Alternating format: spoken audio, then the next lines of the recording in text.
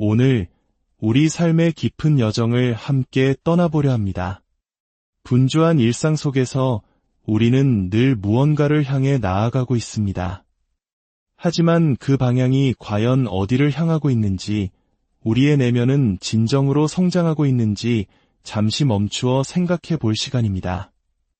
오늘 우리가 나눌 이야기는 단순한 지식이 아닌 우리의 영혼을 살찌우는 생명의 양식이 되기를 소망합니다. 본격적인 이야기에 앞서 이 귀한 지혜의 말씀이 더 많은 이들에게 전달될 수 있도록 여러분의 작은 도움이 필요합니다. 지금 좋아요와 구독을 눌러주시는 것은 어둠 속에 있는 누군가에게 빛을 전달하는 귀한 나눔의 실천입니다. 이 선한 사역에 동참하시는 모든 분들의 삶에 하나님의 크신 은혜와 평강이 가득하기를 기도합니다. 이제 조용한 마음으로 함께 기도하며 시작하겠습니다. 하늘에 계신 우리 아버지, 저희가 주님 앞에 나아옵니다. 살아있는 숨결이신 성령님을 보내주시어 저희 안에 거하여 주시고 메마른 영혼에 새로운 생명을 불어넣어 주옵소서. 저희에게 말씀하여 주시고 굳게 닫힌 저희의 귀를 열어주시며 둔감한 저희의 마음을 깨워주시옵소서. 그리하여 주님의 말씀을 듣고 순종하게 하시며 이 모든 것을 통해 오직 주님만이 영광 받으시옵소서. 저희가 날마다 주님의 형상을 더욱 닮아감으로 저희의 삶 가운데 주님의 능력이 명백히 드러나게 하옵소서. 우리 주 예수 그리스도의 이름으로 기도합니다. 아멘. 오늘 우리가 함께 살펴볼 말씀은 베드로후서 1장입니다. 베드로후서는 사도 베드로가 자신의 마지막이 가까워졌음을 직감하며 사랑하는 성도들에게 남기는 간절한 유언과도 같은 편지입니다. 특히 1장은 책 전체의 서론이자 강력한 메시지를 담은 짧은 설교와 같습니다. 오늘 우리는 1장 5절부터 시작하여 경건에 이르는 길이 구체적으로 어떤 모습인지 그 패턴을 살펴보고자 합니다. 경건이란 무엇일까요? 하나님의 성품을 닮아가는 삶, 그것은 과연 어떤 모습일까요? 5절 말씀을 함께 읽어보겠습니다. 그러므로 너희가 더욱 힘써 너희 믿음의 덕을, 덕의 지식을, 지식의 절제를, 절제의 인내를, 인내의 경건을, 경건의 형제 우애를, 형제 우애의 사랑을 더하라. 이 말씀은 우리에게 경건의 삶이 어떤 단계와 요소들로 이루어져 있는지 명확하게 보여주는 영적 성장의 로드맵과 같습니다. 이 패턴에 대해 우리는 3가지 중요한 사실을 기억해야 합니다. 오늘은 그중 첫 번째 진리에 가장 많은 시간을 할애하고자 합니다. 첫째, 경건의 패턴은 노력을 요구합니다. 5절의 시작은 그러므로 너희가 더욱 힘써라는 강력한 명령으로 시작됩니다. 여기서 힘써라는 단어에 주목해야 합니다. 우리 개신교 신자들은 종종 노력이라는 단어에 알레르기 반응을 보이곤 합니다. 왜냐하면 우리는 오직 믿음으로, 오직 은혜로 구원받는다는 이신칭의의 소중한 진리를 목숨처럼 지키기 때문입니다. 우리는 우리의 어떠한 행위나 노력으로 구원받는 것이 아님을 너무나 잘 알고 있습니다. 그래서 혹시라도 노력을 강조하는 것이 마치 율법주의로 돌아가는 것처럼 느껴져 경계하게 되는 것입니다. 하지만 성경은 분명하게 말합니다. 신약 성경 전체를 통틀어 경건의 성장은 성도의 의지적인 노력과 헌신을 요구한다고 일관되게 증언합니다. 로마서 8장 13절은 영으로서 몸의 행실을 죽이면 살리니 라고 말하며 에베소서 4장은 옛 사람을 벗어버리고 새 사람을 입으라고 명령합니다. 골로새서 3장 5절은 땅에 있는 지체를 죽이라고 말하며 디모데전서 6장 12절은 믿음의 선한 싸움을 싸우라고 촉구합니다. 예수님께서도 좁은 문으로 들어가기를 힘쓰라고 말씀하셨습니다. 그렇다면 이것은 우리의 구원이 행위에 달려있다는 의미일까요? 결코 그렇지 않습니다. 5절의 시작인 그러므로 라는 접속사가 그 이유를 설명해 줍니다. 우리가 왜 힘써야 합니까? 그 이유는 바로 앞선 3절과 4절에 나옵니다. 우리가 이미 하나님의 신성한 능력으로 생명과 경건에 속한 모든 것을 받았고 보배롭고 지극히 큰 약속을 통해 신성한 성품에 참여하는 자가 되었기 때문입니다. 즉, 우리는 구원받기 위해 노력하는 것이 아니라 이미 구원받았기 때문에 그 구원에 합당한 삶을 살기 위해 노력하는 것입니다. 이 지점에서 우리는 칭의와 성화의 개념을 명확히 구분해야 합니다. 이것은 기독교 신앙의 핵심 중 하나이며 이 둘을 혼동할 때 우리의 신앙생활은 큰 혼란에 빠지게 됩니다. 칭의는 법정적인 용어입니다. 하나님께서 재판장으로서 죄인인 우리를 향해 예수 그리스도의 의를 보시고 너는 더 이상 죄인이 아니라 의인이다 라고 선포하시는 일회적 사건입니다. 이것은 전적으로 하나님의 은혜이며 우리는 오직 믿음으로 이 선언을 받아들일 뿐입니다. 어제보다 오늘 더 의로워지거나 내일 조금 덜 의로워지는 일은 없습니다. 칭의는 단번에 영원히 완성된 사건입니다. 반면에 성화는 평생에 걸친 과정입니다. 칭의를 통해 하나님의 자녀가 된 우리가 그 신분에 걸맞게 점점 더 예수님을 닮아가는 과정입니다. 이것은 마치 운동선수가 근육을 키우는 것처럼 혹은 학생이 꾸준히 공부하여 지식을 쌓아가는 것처럼 점진적인 성장과 때로는 퇴보까지도 포함하는 과정입니다. 오늘 본문에서 믿음의 덕을 더하고 덕의 지식을 더하라고 말하는 것이 바로 이 성화의 과정을 묘사하는 것입니다. 이 둘의 관계를 이스라엘 백성의 출애굽 사건에 비유할 수 있습니다. 하나님은 이스라엘 백성에게 너희가 십계명을 완벽하게 지키면 내가 너희를 이집트에서 구원해 주겠다고 말씀하지 않으셨습니다. 그것은 행위를 통한 구원, 즉 성화를 통해 칭의를 얻으려는 것과 같습니다. 반대로 하나님은 내가 너희를 구원했으니 이제부터는 너희 마음대로 살아도 좋다고 말씀하시지도 않으셨습니다.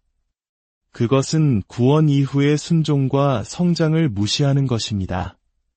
하나님께서는 먼저 전적인 은혜로 이스라엘을 구원하셨습니다. 이것이 칭의입니다.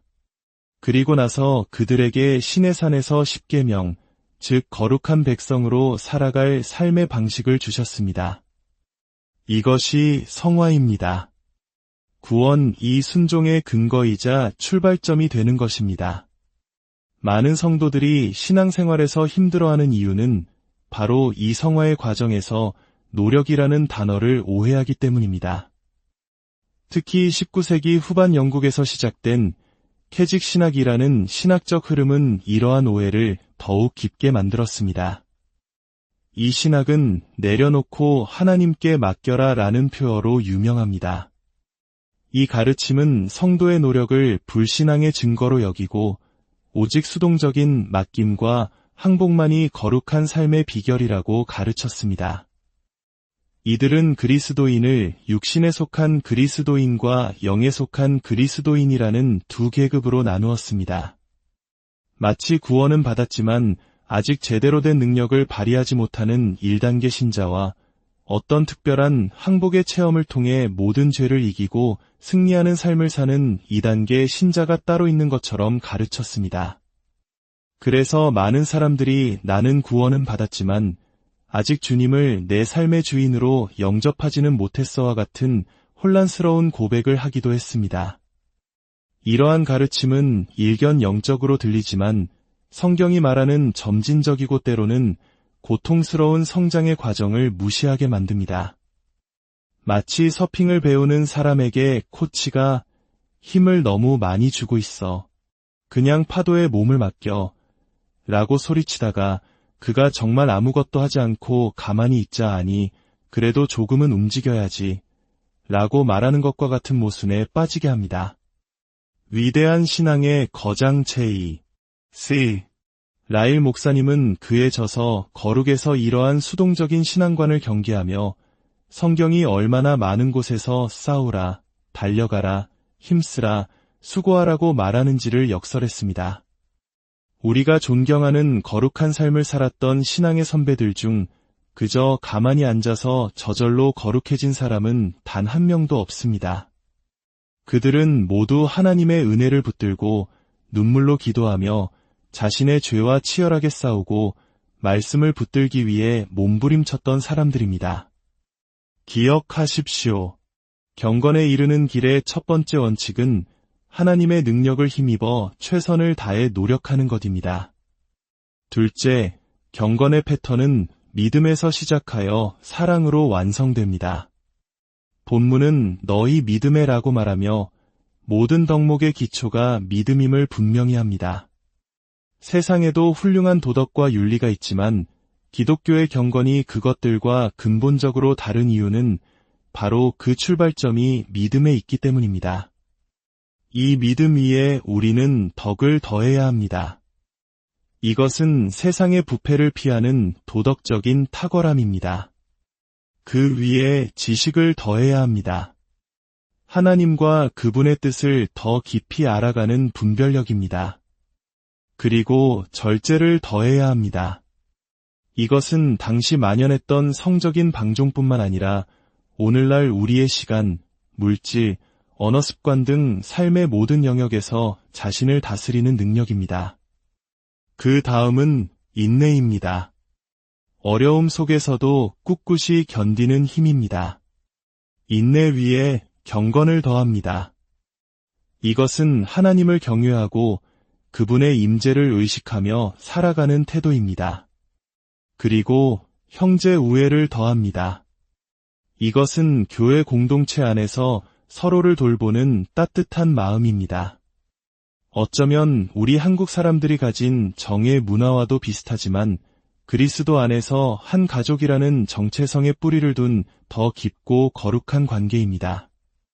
마지막으로 이 모든 것의 정점에는 사랑이 있습니다.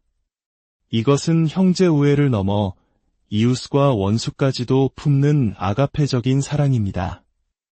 이 모든 덕목들은 결국 사랑이라는 최상의 가치를 향해 나아가는 계단과 같습니다. 셋째, 경건의 패턴은 점진적인 과정입니다. 이어지는 8절은 이런 것이 너희에게 있어 흡족한즉 이라고 말합니다. 여기서 흡족하다는 것은 점점 더 많아지고 자라난다는 의미입니다. 이것은 성장이 과정임을 보여줍니다. 우리의 신앙 여정에서 중요한 것은 현재 내가 얼마나 완벽한가가 아니라 어떤 방향으로 나아가고 있는가입니다. 즉, 위치보다 방향성이 더 중요합니다.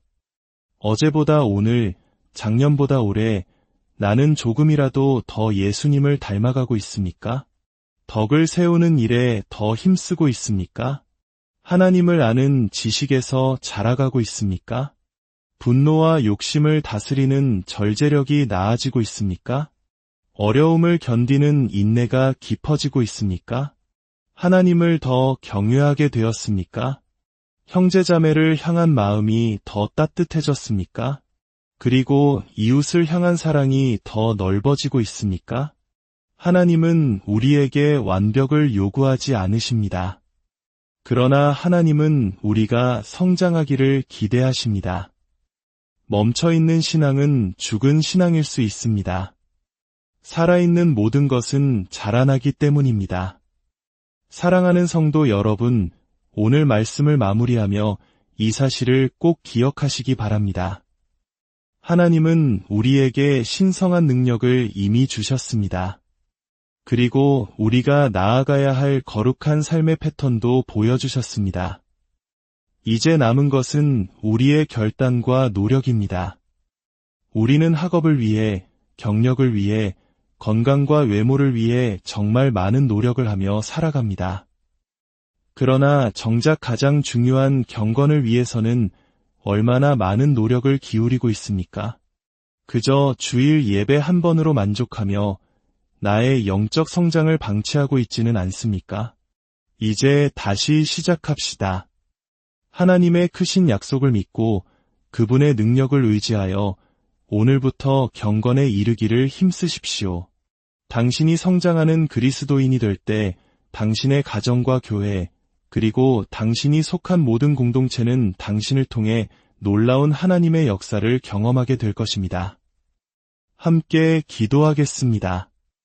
은혜로우신 아버지 하나님, 오늘 저희에게 주신 생명의 말씀을 감사드립니다.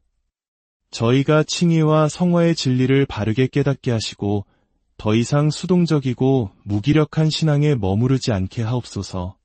저희 안에 계신 성령님의 능력을 의지하여 믿음의 선한 싸움을 싸우며 경건에 이르도록 힘쓰는 저희가 되게 하여 주옵소서. 믿음에서 사랑에 이르기까지 날마다 주님을 더 닮아가는 기쁨을 누리게 하시고 저희의 성장을 통해 주변의 많은 사람들에게 선한 영향력을 끼치게 하옵소서. 포기하지 않고 끝까지 달려갈 힘과 용기를 더하여 주시옵소서. 우리를 구원하시고 지금도 이끄시는 주님, 예수 그리스도의 이름으로 기도드립니다.